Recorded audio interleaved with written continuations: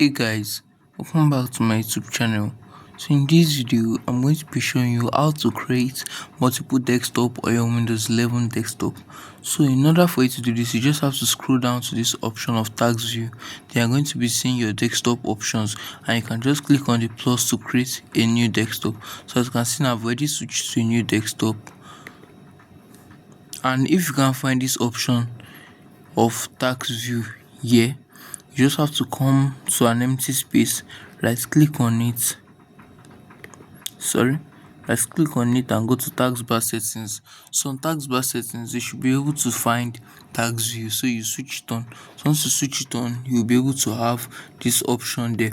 And to clear it, you just have to come click on the X above to delete it. And to also change the background, you right click on it and you see various options. So that's just how you can easily do this, guys. If you find this video very helpful, don't forget to smash the like button and subscribe to this channel for more tips like this. Thanks for watching, guys.